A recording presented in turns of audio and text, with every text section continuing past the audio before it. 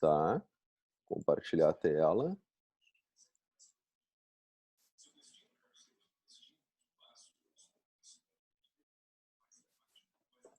Estava aqui, né?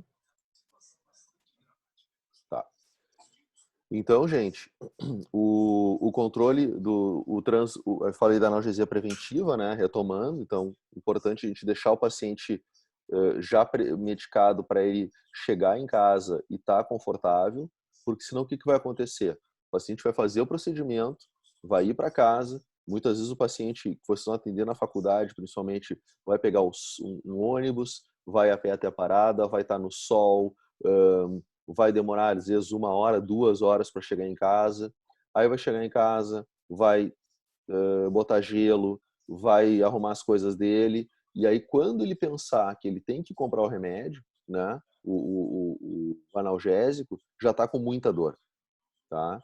E aí vai demorar mais o tempo dele comprar o remédio, dele tomar a medicação, esperar o efeito da medicação acontecer, e isso vai gerar uma dor que pode ser bem desagradável para ele, tá? E aí vocês têm que sempre lembrar na dor de cabeça. Tá? Lembra que dor pós-operatória é que nem dor de cabeça. Você acorda de manhã com uma dorzinha de cabeça leve, tá? O que você faz? Toma um analgésico simples, tipo Tilenol, uma dipirona, uma dose bem simples, tá? E ela resolve. Ele resolve, tá? Você não sente dor de cabeça mais durante o dia inteiro. Se você deixar essa dor chegar ao meio-dia, ela já vai estar bem incomodada, bem chata, né? Se você deixar para tomar essa medicação só quando chegar em noite, já no quadro de enxaqueca, tá? Certamente você vai ter uma dificuldade muito grande de combater essa dor. Aí vai precisar de de um remédio mais forte, de 2 doses da medicação, vai precisar deitar no quarto escuro, vai ter que, né, fechar os olhos, por quê? Porque a dor está insuportável, tá? Isso, só que ela era a mesma dor de que você acordou, só que foi entrando no quadro álgico cada vez maior e agora você vai ter muita dificuldade de fazer ela diminuir.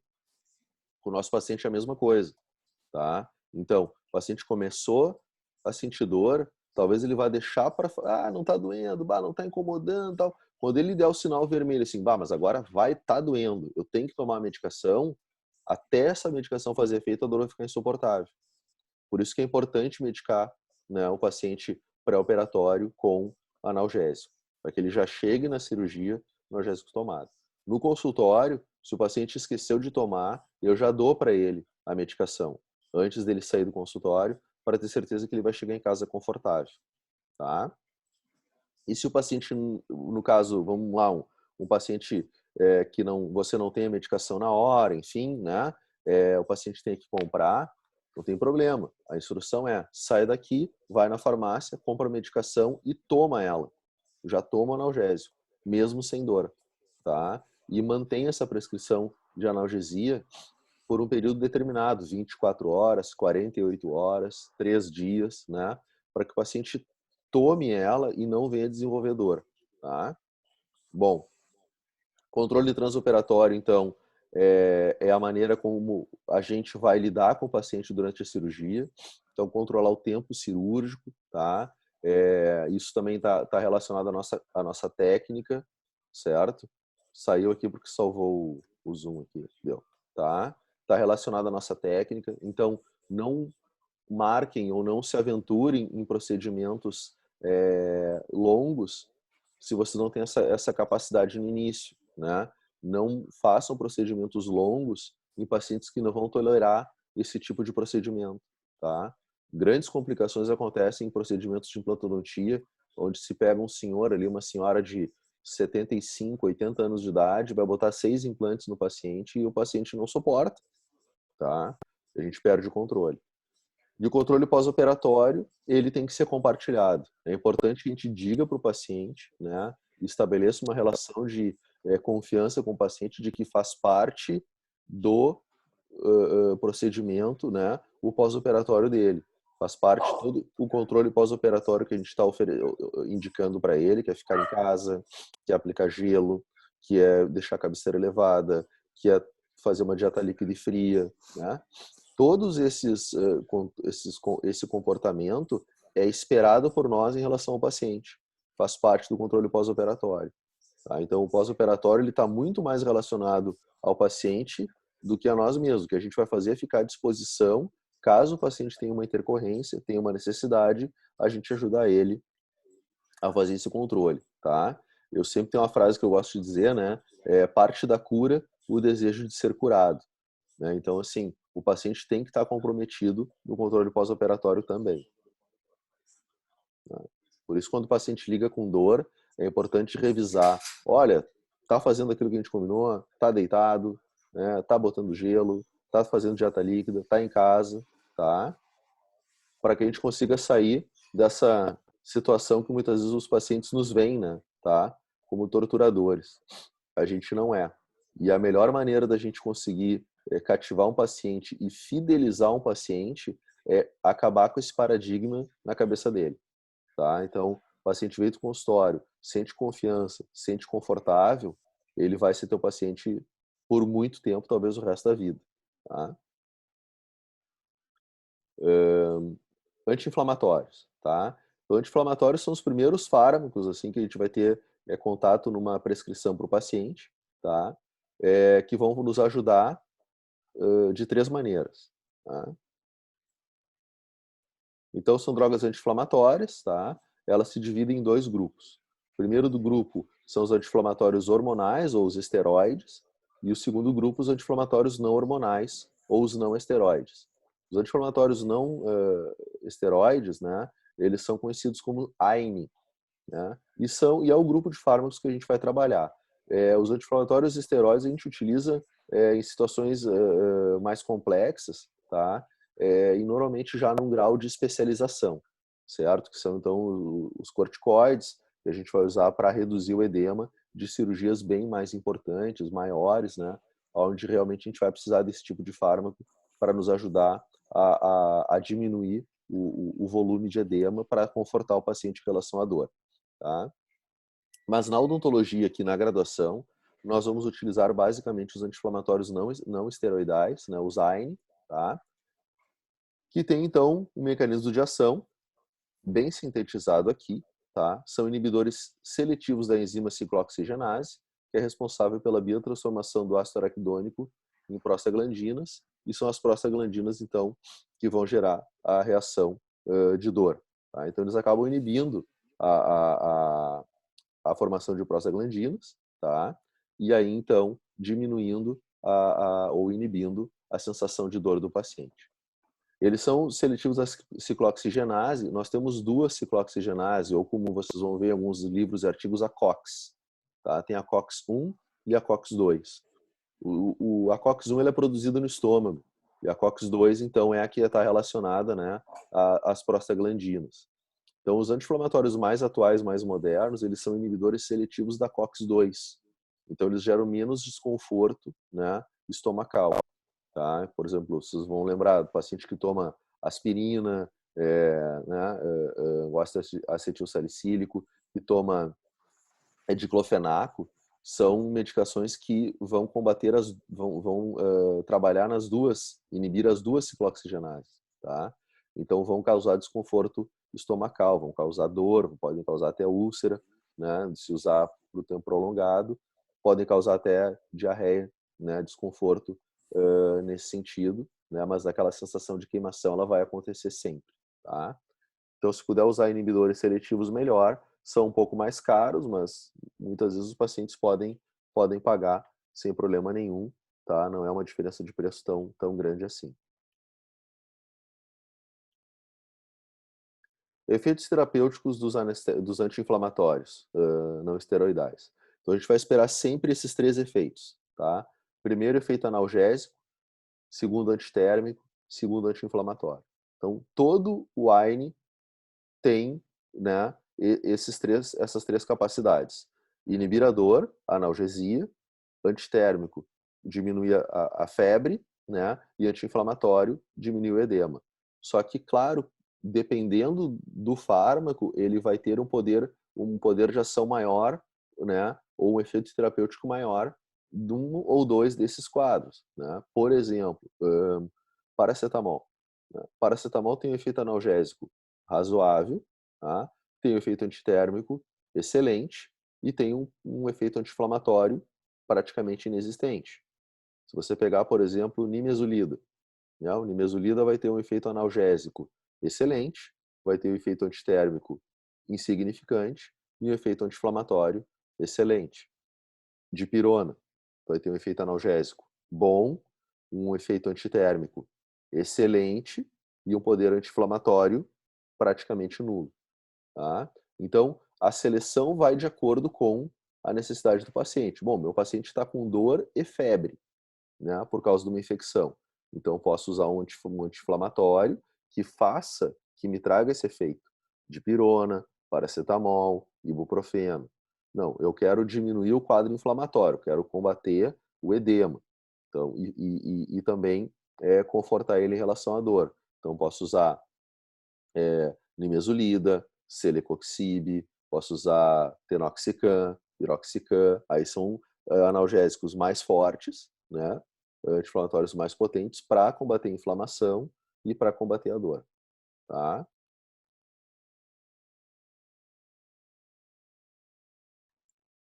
Então, nós temos no mercado vários tipos de anti-inflamatórios, tá? E aqui eu vou deixar depois para vocês uma atividade no AVA, para vocês então listarem eles, né? E trabalhar a questão de posologia, efeito terapêutico, né? E tudo uma atividade para vocês poderem exercitar um pouco de prescrição de anti-inflamatórios. A gente vai corrigir isso nas próximas aulas também, tá? Senão eu vou ficar falando um por um dos anti-inflamatórios, a gente vai ficar 2 dias falando de fármacos. Bom, em relação ao processo infeccioso, tá?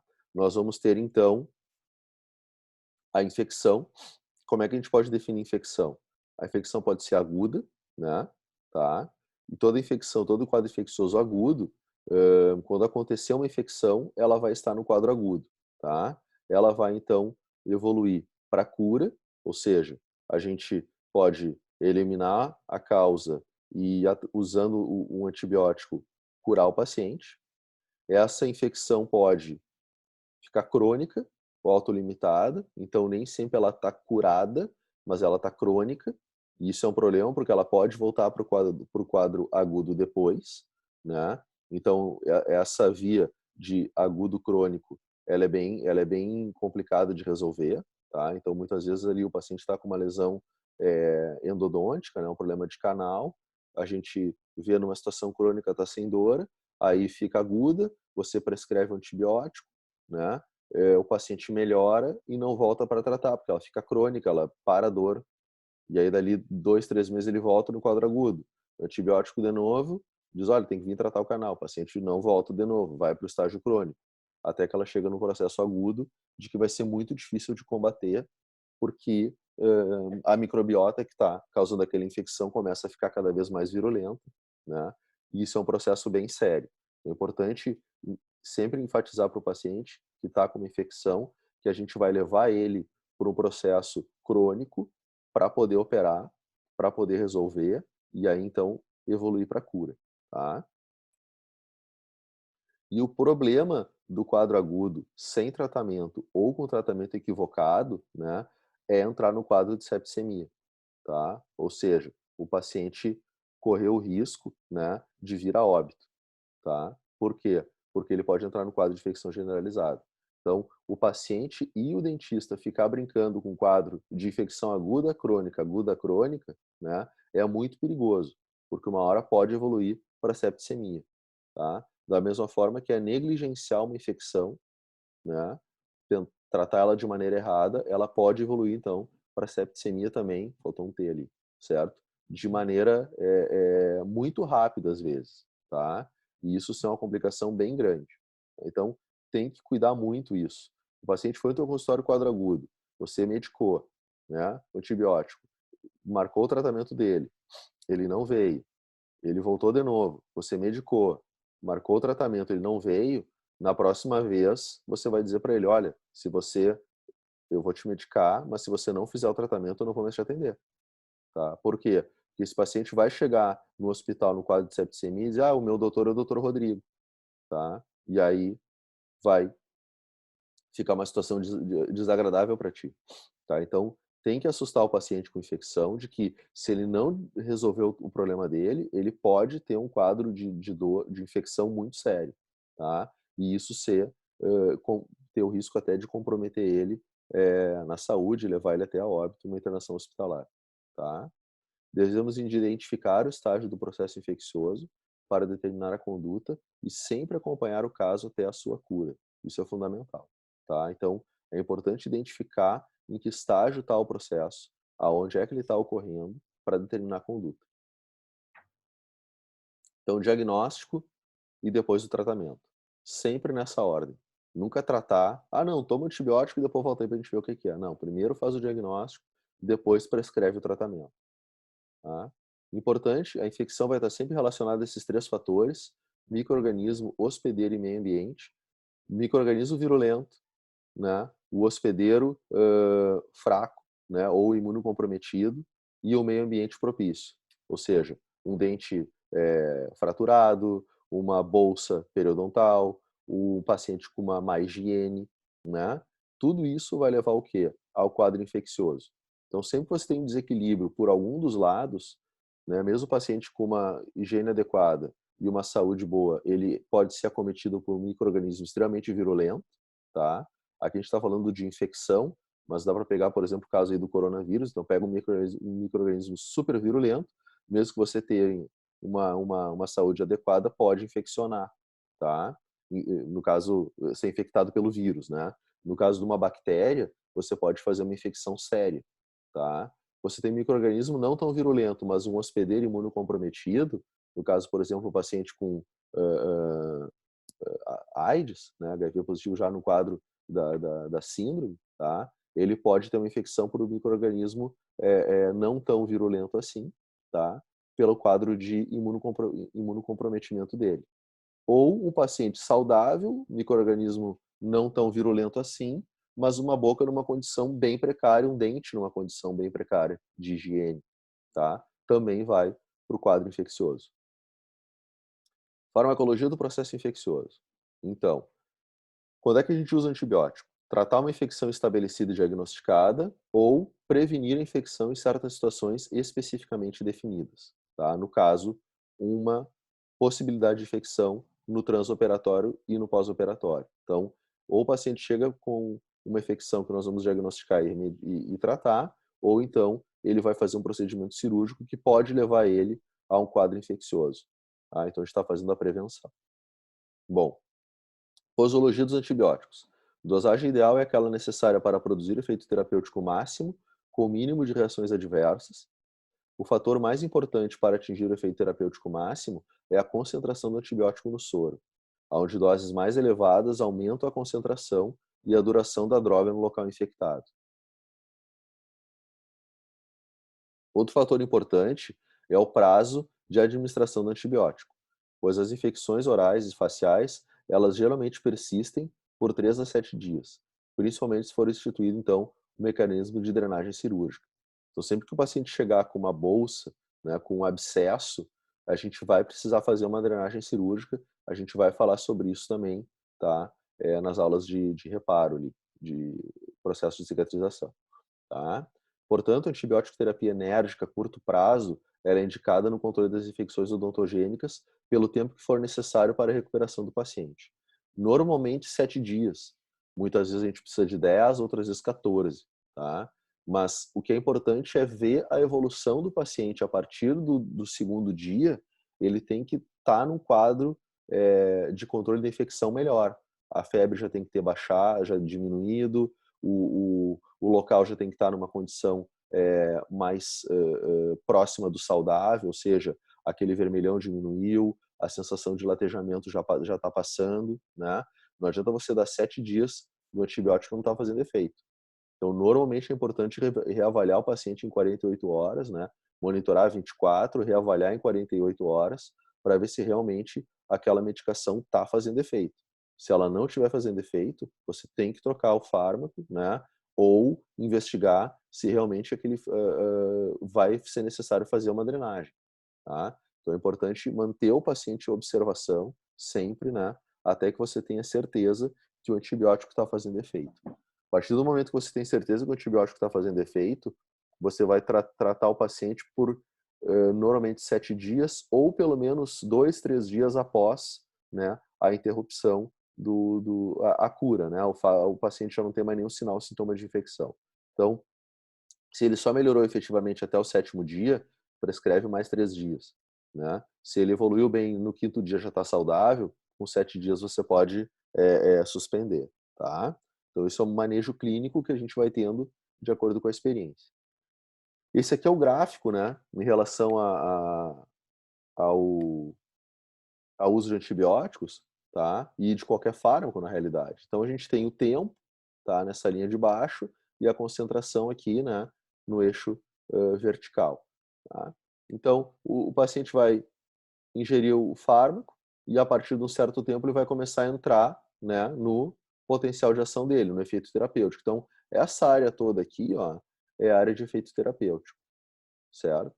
Então aqui é o pico sérico dele, né, o máximo de efeito que ele vai ter, e a partir desse momento ele vai começar a diminuir o efeito até entrar, né, a passar dessa linha pontilhada, que é a concentração inibitória mínima, e não ter mais efeito terapêutico, tá?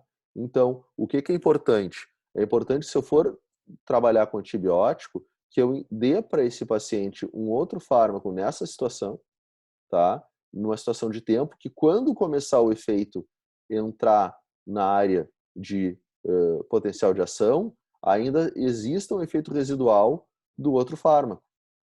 Entendem? Que se cruzem os gráficos acima da área de concentração inibitória mínima. Por quê? Porque se eu der o antibiótico outra dose aqui, o paciente esquecer de tomar o antibiótico, tomar essa dose aqui, ele vai entrar num período, né, que onde esse antibiótico não vai fazer efeito.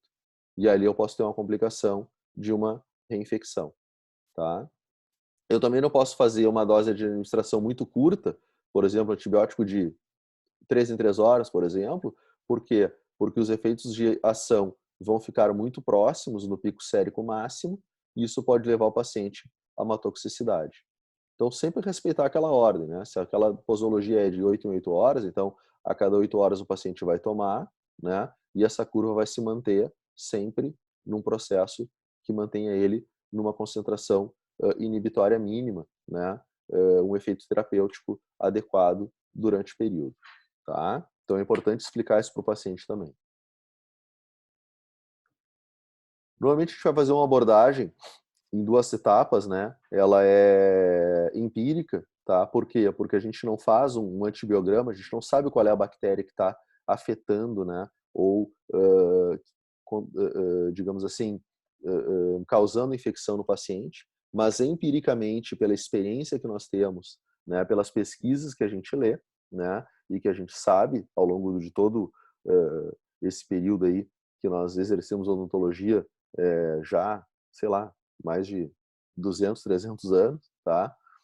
A gente tem essa condição, então, de entender a microbiota. Então, na etapa 1, a gente vai estar muito mais focado em bactérias aeróbicas, tá?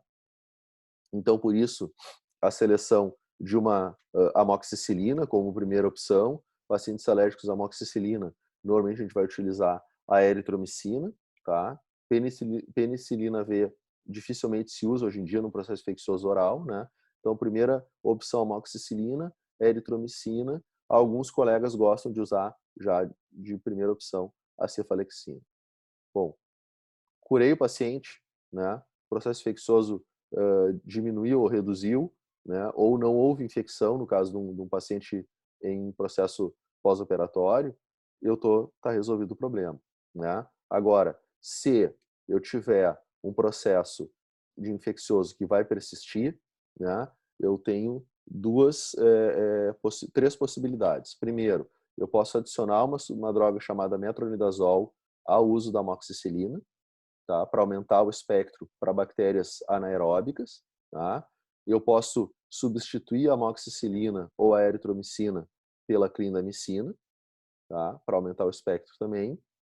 E se for o caso, alguns casos eu posso utilizar a amoxicilina com ácido clavulânico, certo? Vou passar um esquema para vocês depois no AVA, para vocês entenderem melhor isso daqui, tá? Então, ou eu adiciono metronidazol ou ácido clavulânico, ou eu mudo para clindamicina.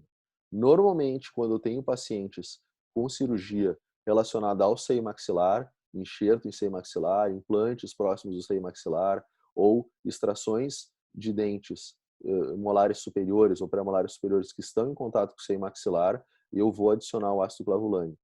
Ele é mais efetivo para infecções do trato respiratório, tá? Quando estou trabalhando com pacientes periodontalmente comprometidos, né, eu já penso sempre daí no metronidazol ou mudar para clindamicina, certo? Isso é muito da experiência profissional que a gente tem. Já vou chegar no chat ali, tá?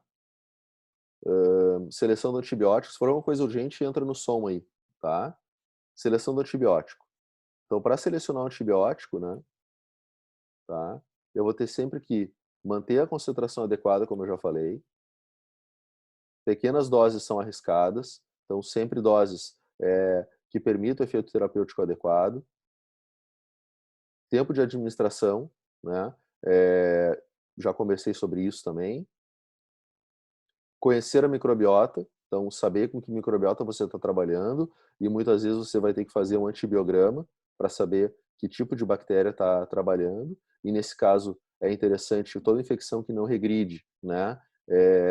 Na primeira opção nem na segunda abordagem é importante levar esse paciente para o hospital. Todo tratamento paciente que está fazendo uso de antibiótico e ele está evoluindo mal tem que levar esse paciente para o hospital, tá? Pode ser necessário uma administração endovenosa e muitas vezes mecanismos de drenagem cirúrgica mais invasivo, tá? Via de administração normalmente é oral, mas pode ser que esse paciente realmente precise de uma via de administração endovenosa, tá? Para que faça um efeito rápido e aí já fazendo exames de cultura para saber que tipo de bactéria que realmente está causando o processo infeccioso, tá? Cuidar das reações de hipersensibilidade, ou seja, as reações alérgicas. Então, antes de prescrever um antibiótico, qualquer fármaco, né, sempre tem que saber se o paciente já teve alguma experiência de reação alérgica àquela droga. E se o paciente manifestar, né, olha, eu estou com coceira na pele, eu estou com placas vermelhas, tem uma coisa estranha, tal, né, e seja uma reação de hipersensibilidade, você precisa, né, entender isso aí, tá? E trocar a medicação, tá? O custo da droga também ele vai ser importante, tá? Principalmente o paciente do SUS, né? O paciente de dificuldade, ele vai ter essa droga muitas vezes só pelo posto, tá? Então não adianta pensar em fármacos muito dispendiosos se o paciente não vai poder pagar por ele, tá? Condições que aumentam o risco de infecção: idade acima de 60 anos, obesidade mórbida, diabetes, imunodepressão, prevenção de infecção ativa, cirurgias longas, transfusões pré e pós-operatórias, pacientes classificados em ASA 3, né? Urgências, porque a gente não conhece o paciente, não sabe a história, inserções de próteses, no caso, pacientes com próteses de quadril, de joelho, né, de articulação temporomandibular, e uso excessivo de eletrocautério em cirurgias maiores, tá? Existe o esquema profilático para prevenção da endocardite bacteriana. Vou colocar também um artigo mais adiante sobre isso para a gente conversar quando nós falarmos em complicações, tá? Então existe o esquema profilático de amoxicilina 2 gramas via oral 1 hora pré-operatório e pacientes alérgicos então à amoxicilina ou à penicilina podem usar a clindamicina 600 miligramas via oral intramuscular ou endovenoso 1 hora pré-operatório. Para quê? Para a gente chegar no momento da cirurgia já num padrão, né, de efeito terapêutico máximo, tá? Para você conseguir, então, fazer o procedimento naqueles pacientes que têm risco, né, para endocardite bacteriana. Prevenção da endocardite bacteriana, então. Quais são os pacientes de risco? Pacientes com problemas cardíacos, infarto do miocárdio a menos de 6 meses, pacientes com válvulas cardíacas, pacientes com prolapso de válvula, pacientes já tiveram endocardite bacteriana prévia, tiveram febre reumática. Todos esses pacientes vão precisar fazer, então, uso de terapia profilática antes de fazer qualquer procedimento odontológico, seja ele um exame clínico periodontal, seja ele uma cirurgia, tá? Então, esses pacientes sim, a gente vai tentar otimizar o tratamento, fazer o máximo que dá num tratamento só, para que ele não tenha que ficar tomando amoxicilina corriqueiramente, tá? Mas ele sim, precisa tomar 2 gramas via oral, são 4 comprimidos de 500 miligramas, 1 hora antes. Ou 2 comprimidos de clindamicina 300 miligramas via oral, 1 hora antes, no caso de pacientes alérgicos. Pré-operatório, quando o paciente vai fazer uma profilaxia cirúrgica, ele vai tomar 1 comprimido de nimesulida, que é um anti-inflamatório, um exemplo, né, 1 hora antes, ou 4 cápsulas de amoxicilina 500 miligramas, 1 hora antes, totalizando as 2 gramas. E no pós-operatório, ele vai seguir somente com anti-inflamatório, tá? Se você fez uma profilaxia adequada, muitas vezes, na maioria dos procedimentos cirúrgicos simples, você não precisaria entrar com medicação pós-operatória para controle da infecção, porque não vai haver infecção, tá? Mas, se você espera que aquele paciente possa desenvolver uma infecção por o quadro dele, pela situação dele, o caso você está colocando, por exemplo, um enxerto, um implante, né? É esperado que ele vai ter dificuldade nesse reparo, ou vai ter um corpo estranho ali, é interessante seguir com a medicação pós-operatória para combate da infecção. Então, ele vai fazer uma antibiótico terapia de 1 grama pré-operatório, né? E seguir então com amoxicilina 500 miligramas de 8 em 8 horas por 7 dias. Antes das dúvidas, vamos fazer mais um pool aí, tá? Então, o que você achou dessa aula hoje? Podem ser sinceros. Eu sei que a gente teve umas quebradas, né? Tá? Vou dar aí 2 minutos para respostas.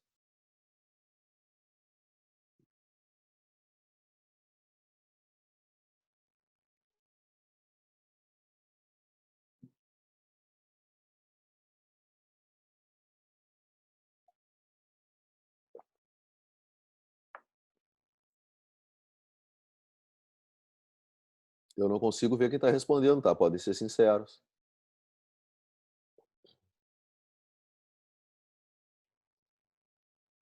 E nem tô vendo quem tá também, eu tô sem vídeo, tá?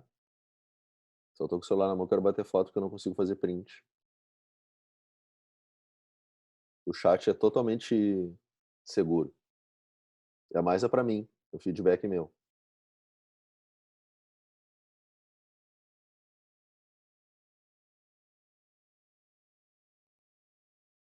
Mais 1 minuto.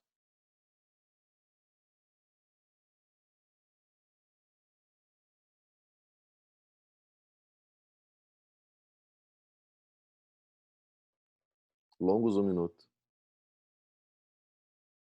Tá, então vamos encerrar aqui. Tchau.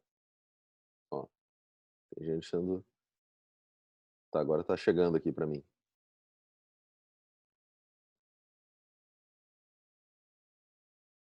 Enquanto isso, deixa eu dar uma olhada no tá, vou tirar aqui. Tcharam, tcharam.